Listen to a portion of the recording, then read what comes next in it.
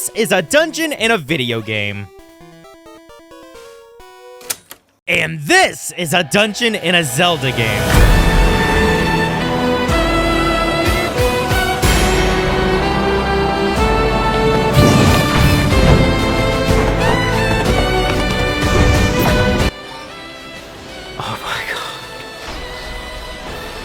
I get it. Dungeons have been around in video games since the very beginning. Some very simple, some very complicated, some true to form dungeons in the literal sense, and some that stretch the imagination of the mind, making us wonder if this can really be considered a dungeon. Is that a burger factory in outer space? But none of these are what we typically think of. You know, when most of us hear the word dungeon, we think of Galactos coming at us with 4 swords, a shadow version of ourselves fighting through a foggy oasis, sneaking our way into Forsaken Fortress and helping Yeto save his wife. Oh my gosh, what do you mean she's dying? Don't worry, Yeto, I've got the soup. I'm coming for you, Yetta. Quick, give me the soup. We gotta bring her back to life. Oh my God, it's evil Olaf. Zelda dungeons are on another plane of existence when compared to other video games. I mean, hell, the puzzle element is one of the primary reasons that a lot of people get into the series in the first place. When you experience a Zelda dungeon, there is an identity, a method to the madness that's never before been replicated by any game in previous history. And if it has, it's either a semi-fleshed out, half-baked experience, or can't live up to the sheer awe of popping in a Zelda game, grabbing your sword for the first time, and walking into a dying tree's mouth. Holy sh**. So what puts Zelda on this giant pedestal? Well, to talk about that, the first thing that we need to do is ask ourselves, what exactly is a dungeon? Well, while there's no traditional definition of dungeons in video games, I believe the best way to describe it is that a dungeon usually consists of 3 things. A closed-off area separated from the rest of the world, a test of skill you have to surmount, whether that be of physical strength or psychological wit, and artificial elements. These are usually more whimsical or theatrical in theme, or anything that would make an architect rip his hair out at wacky design elements like, who the f put these teleport pads here?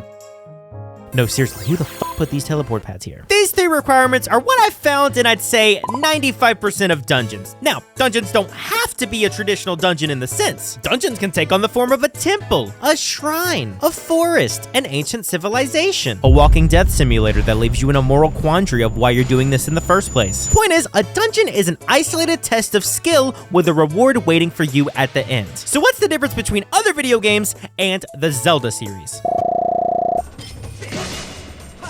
There's a ton of dungeons. The Zelda series bases its entire identity around these dungeons. Let's take a look at all of your major Zelda games. A story event takes place, a new area appears, you traverse to the new area to advance the story, it leads you to a dungeon, boss, heart container, rinse, repeat, rinse, repeat, rinse, repeat. This has been the essence of Zelda since the very beginning back in 1986. Sure, the early games didn't have much of a story, and most games have small twists and turns stuck in the middle, but I mean, come on, what's the saying? If it's not broke, don't fix it. Starting from the core of the dungeon design, the process starts with the story. I mean, it wouldn't really make much sense to get introduced to a group of Gorons and then immediately walk into this giant fish's mouth, right? Introducing a threat. This is usually something along the lines of, "Hey, brother, there's this ancient being stuck in the mountains who's got a hemorrhoid. You ever heard of the Hylian enema?" what is the purpose of me going into this dungeon? Is it some ancient civilization that's been around for millennia that nobody has really explored? Or does it draw meaning from the characters around it, a plot device that aids the people of Hyrule and has a genuine purpose of why it exists in this world? I mean, how many times have you explored a dungeon in a video game because you heard some rumor about some ancient artifact inside, or even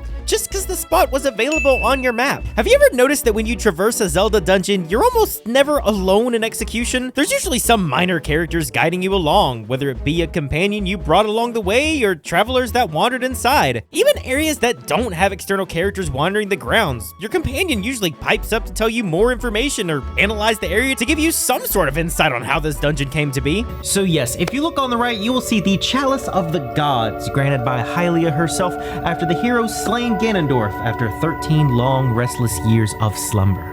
And what's that on your left? Oh, that's a giant fucking hole in the wall. I know it sounds silly, but so many dungeons in video games miss this when having players traverse through. Why do I have to do these mundane tasks that have little to no explanation to the core gameplay or story? That tiny touch of a human element really goes a long way to elevate your story farther than you think. As much as I just godforsaken wish I could leave your ass here, at least you give me an actual reason to progress through this Osmosis Jones Magic School Bus looking ass dungeon. The Arbiter Grounds acts as an ancient battleground shielding the Twilight Mirror. The Forsaken Fortress is a stealth-style heist mission tasking you with saving your sister. The Sandship is just a time capsule where you travel back and forth between past and present with this mano-a-mano battle with the hero of time against the former pirate captain. You're both acting as pirates trying to walk each other off the plank here. I mean, just god damn if this isn't the pinnacle of game design. You know, you get the highest power I can bestow to a dungeon. Eiji Onuma has noted many times on his design process for dungeons being extensions of the game world. So while we want to show off the different people who are affected by whatever calamity is the central focus here in whatever game we're talking about,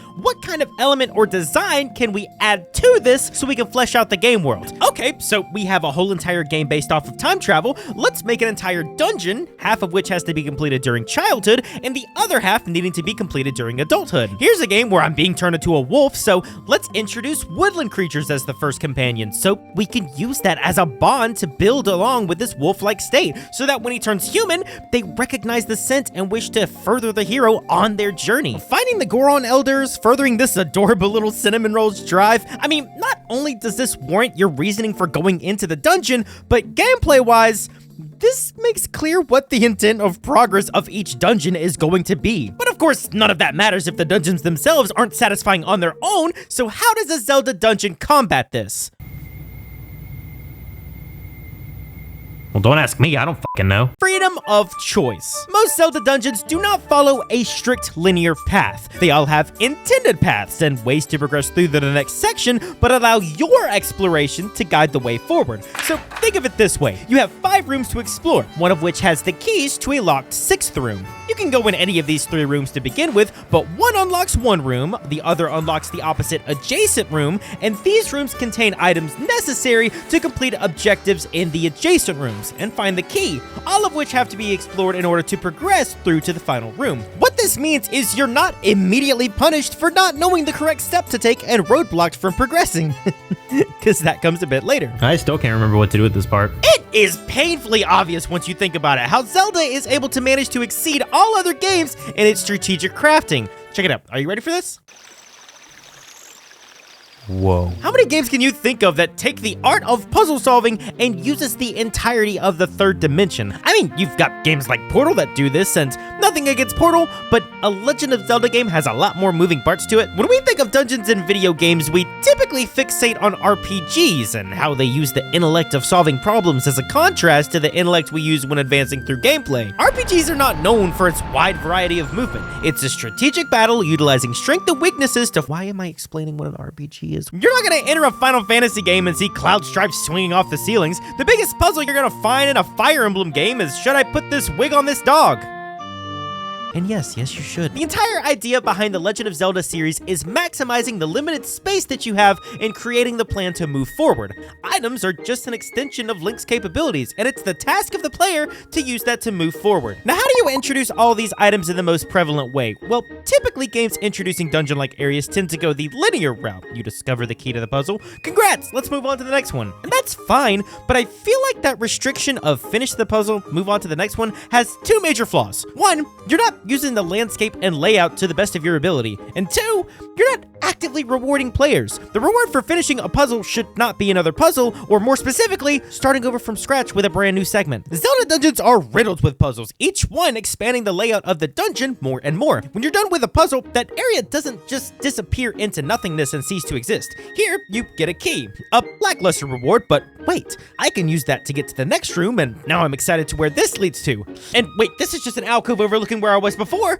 You see the pattern here? Puzzles stack on top of each other. An obstacle becomes a tool for later on, and each area gradually increases in scale as you navigate further and further throughout the dungeon. I like to think of Zelda dungeons similar to a D&D map. They're designed to ask questions, to open your creativity to everything that is possible within the limited space with secrets everywhere. The longer you analyze, the more you understand what all of the confined space that you're in has to offer. If you think something has something hidden behind it, more than likely it does. Now, that doesn't mean that all Zelda dungeons don't toy around with a more linear play style. I mean, take the Shadow Temple.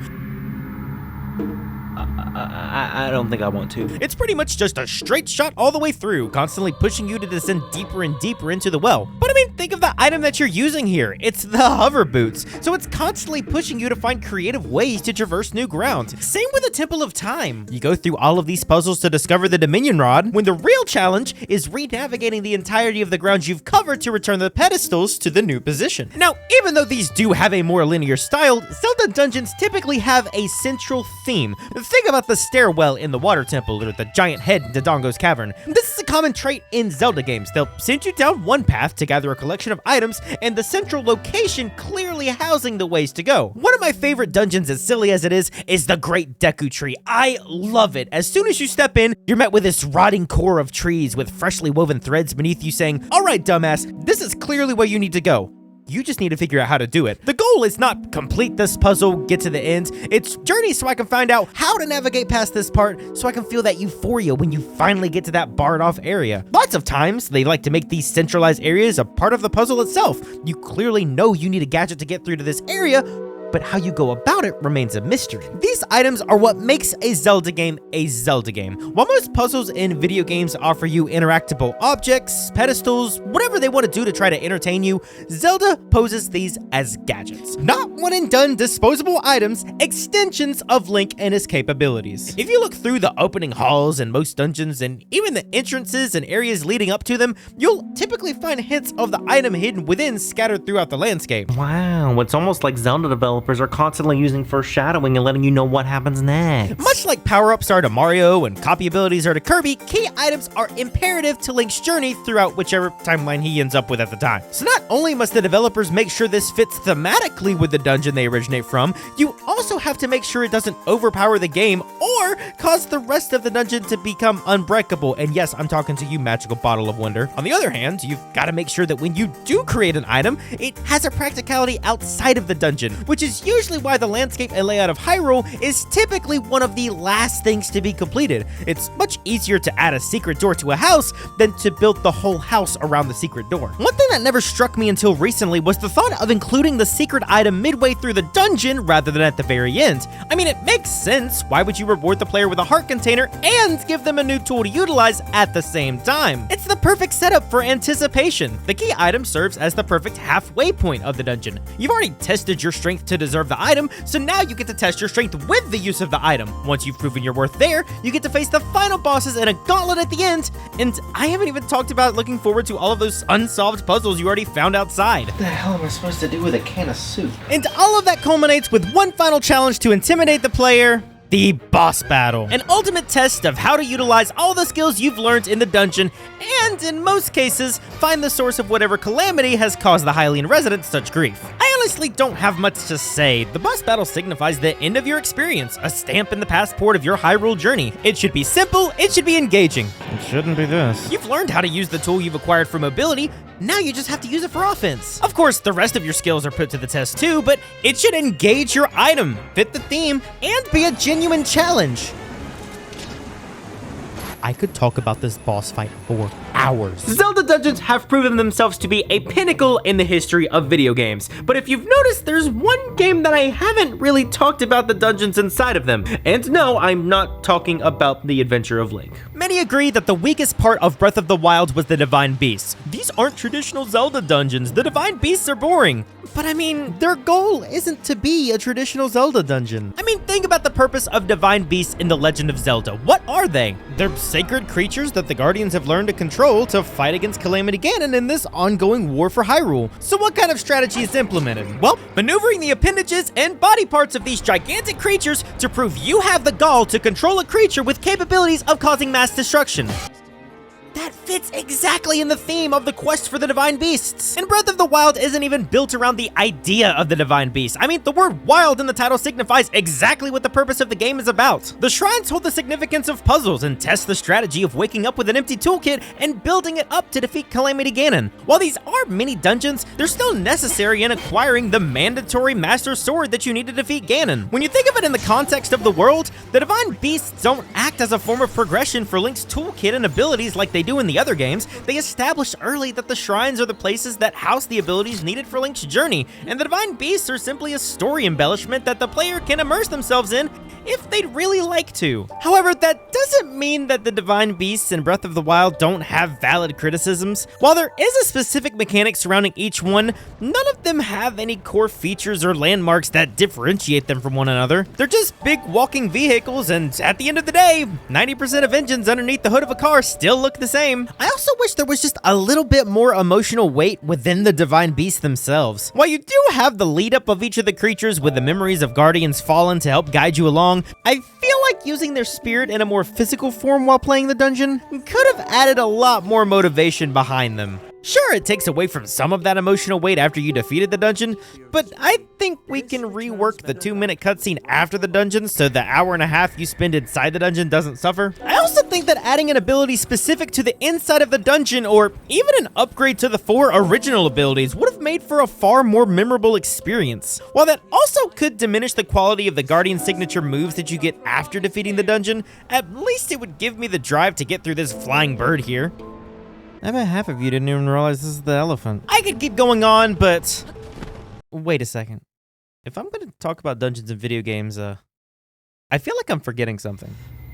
Man, can you believe that I've gone over 15 minutes and I haven't even talked about the Water Temple in Ocarina of Time once? So without further ado, it f***ing sucks.